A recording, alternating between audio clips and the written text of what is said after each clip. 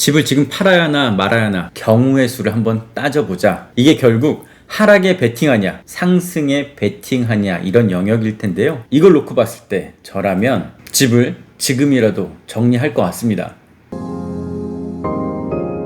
그런데 집을 꼭 팔고 이사를 가야 하는 분들이 있습니다. 내년에 이사갈 집을 미리 사뒀다거나 분양을 받아서 입주를 앞두고 있다거나, 이게 시장이 좋으면 별 걱정 없을 겁니다. 내년에 더 올랐을 때 팔고 가면 되니까요. 그런데 요새같이 시장이 안 좋을 때 더 좋아질 것 같지 않을 때는 얘기가 달라지겠죠. 지금 미리 팔아야 하나 내년에 더 떨어질 것 같기도 하고, 이삿날 다가오는데 안 팔리면 어떻게 하나 이런 고민들 많으실 겁니다.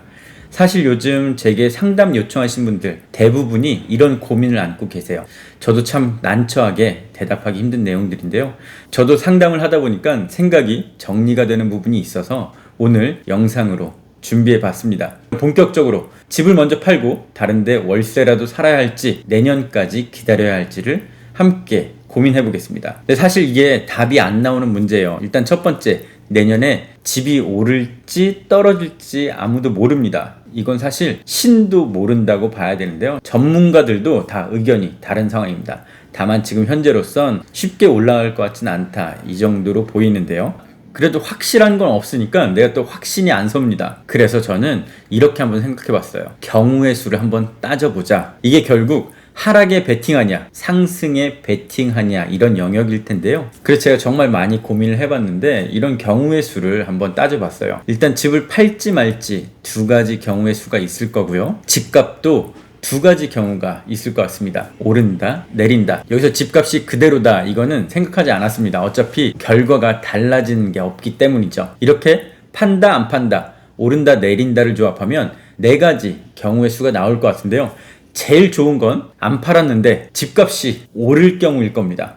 대박, 베팅 성공이죠. 경우의 수 하나하나 따져보겠습니다. 일단 지금 판다부터 볼게요. 지금 팔았다. 그런데 내년에 가격이 더 올랐다. 기분이 나빠지겠죠. 배가 상당히 아플 거고요. 후회도 할 수 있을 것 같습니다. 자산은 그대로 유지되겠죠. 상대적인 자산 말고 내 통장에 그대로 간직하고 있을 테니까요. 집을 팔았는데 내년에 집값이 더 떨어진 경우 있을 거예요. 기분이 어떨까요?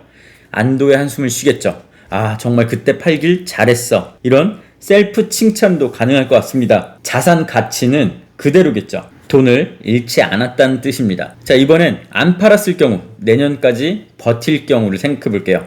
안 팔았는데 내년에 집값이 올랐습니다. 아, 좋아. 역시 탁월한 선택이었어. 자산 가치 역시 증가했습니다. 이게 아마 제일 좋은 시나리오일 거고요. 반대로 집을 안 팔았는데 하락했을 경우 상당히 깊은 좌절을 느낄 수도 있을 것 같고요.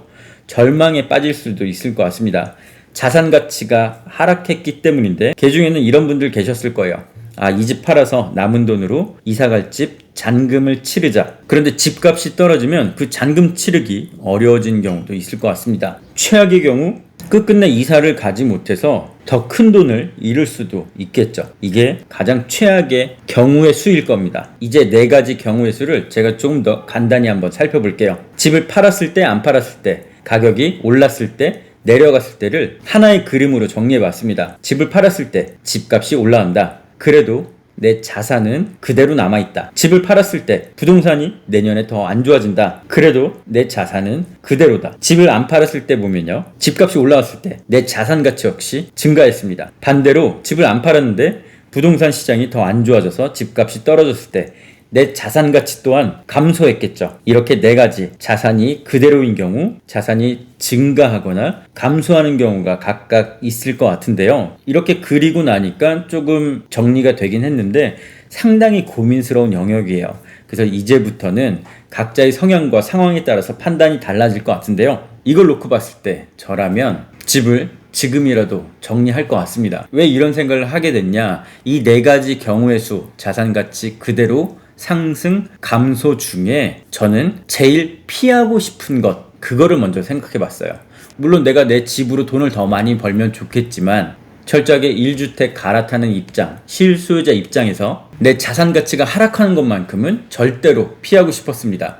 그러다 보니까 집을 안 팔아, 이걸 피하게 됐고요. 그래서 답이 집을 판다로 나왔습니다. 집을 맨 처음에 장만할 때 그런 기억이 나요. 월급 어렵게 모으면서 조금씩 돈을 불려 나왔고요. 또 부모님께서 보태주신 돈도 있고 그걸 통해서 집을 맨 처음에 장만을 했습니다. 앞으로도 뭐 크게 다르지 않겠죠. 계속 돈 열심히 모으고 허리띠 졸라매고 이자 내면서도 좀 더 큰 집이나 상급지로 갈아타는 그런 일종의 종잣돈으로 쓰이겠죠. 물론 내가 지금 엉덩이에 깔고 앉은 집이라 그렇게 쉽게 움직이긴 힘들 걸 알고 있습니다. 그래도 내 귀중한 종잣돈이 될 거라는 생각을 하니까요. 이거를 잃기는 정말 싫었어요. 제가 아까 말씀드렸잖아요. 상승이냐 하락이냐 결국 어디에 베팅을 할 수밖에 없는데 그 선택은 내 베팅 성향, 내 가치관 이런 거에 따라서 달라질 수밖에 없었습니다.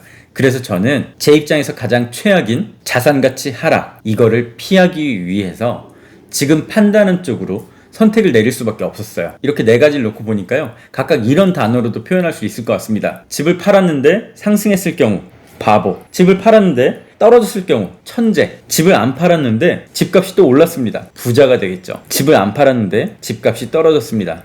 거지가 되겠죠. 이렇게 네 가지 단어, 바보, 천재, 부자, 거지. 저는 이 중에 거지를 제일 피하고 싶었습니다. 그래서 이런 선택을 내릴 수밖에 없게 된 거죠. 이 네 가지 선택지 놓고 저와 생각이 다른 분들 계실 거예요. 또 가족 간에도 생각이 다른 분들 많을 겁니다. 집을 지금 먼저 팔지 내년에 팔지 정말 많은 것들을 고려해야 되지만 그래서 머리가 더 아플 수도 있어요. 결정을 못 내리는 수도 있겠죠. 이 네 가지 경우의 수에 대비해서 각자 상황에 맞게 한번 판단해 보시길 바라겠습니다. 저는 지금 가장 피해야 할 것, 가장 되고 싶지 않은 것을 피하는 쪽으로 결론을 내린 거고요. 어떤 분들께서는 나는 더 갖고 있을 때 오른쪽에 베팅할래. 그래서 더 부자가 됐으면 좋겠어. 이렇게 생각하시는 분들 계실 겁니다. 그래서 다른 걸 고려하지 말고 이 네 가지 관점에서만 이것만 생각해보는 시간도 가졌으면 좋겠습니다. 제가 지금까지 상담 받으면서 저도 너무 고민이 많이 되더라고요. 근데 남 얘기는 쉽잖아요. 제 일이다 라고 생각하고 보니까 어떻게 하면 좀 더 고민을 줄일 수 있을까 이런 방법도 한번